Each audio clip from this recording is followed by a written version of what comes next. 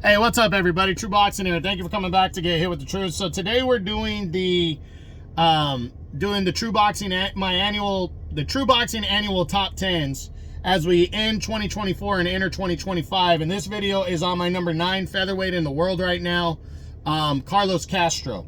Now, before we get into that, if you could smash the like button, leave a comment, or subscribe to the channel, I really do appreciate any and all support that I can get as I continue to build my channel here. So, as we do this video, Carlos Castro, I mean, he's a contender, 30 years old, and he's just that kind of, he's viewed as kind of a gatekeeper. His 3 losses in his professional career have come to the best, though. Luis Nery, he lost a razor-thin split decision. Then he moved up to 126 and got stopped against Brandon Figueroa. No shame in that.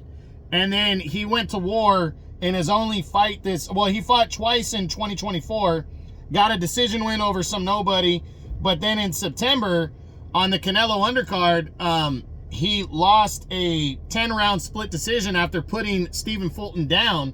He would lose a 10-round split decision in a great fight with Stephen Fulton Jr. So for me, he really proved that he's a legitimate fighter and a legitimate contender, especially if Stephen Fulton is given so much credit, which he is, and he should be given so much credit. Stephen Fulton Jr. is a very legit fighter. He's a former champ. I mean, his only loss was when he got dominated against Naoya anyway. He has a win over Figueroa. So for Carlos Castro to fight him so tough, and even though it was his debut at 126 and he was trying to shake off that loss to Inoue 14 months earlier, I still think that was a great feat and a great fight for Carlos Castro to keep himself in the mix at 126. Now, looking to see where he's ranked in the governing bodies, his highest ranking is number 4 in the WBC right now. So he's got some love going on there. After that, he's like number 8 in the WBA. And I don't really see him in the IBF and the WBO, but the WBC ranking is pretty good because here's the kicker. Stephen Fulton is the number 2 contender, and he's fighting Brandon Figueroa on February 1st. The number 1 contender is Bruce Carrington.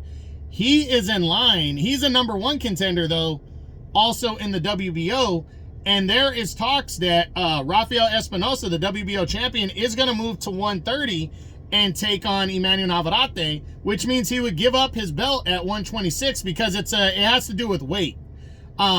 He would give up his belt at 126 to do that, and Bruce Carrington and Arnold K-Guy would fight for the vacant title. So how that impacts Carlos Castro is that means number 3 contender Nathaniel Collins and Carlos Castro are the next 2 highest rated contenders. And that would open the door for him to fight to become mandatory by the end of the year. So Carlos Castro needs to stay busy and get back on that horse and go after it this year, because after his performance against Stephen Fulton, he could definitely put himself back in a position to get his first world title shot. That's the one thing at this point in his career that has evaded him, because every time he's fought the top guys, he's lost. But again, split decision to Luis Nery, split decision to Stephen Fulton, and the knockout to Figueroa. No shame in any of that.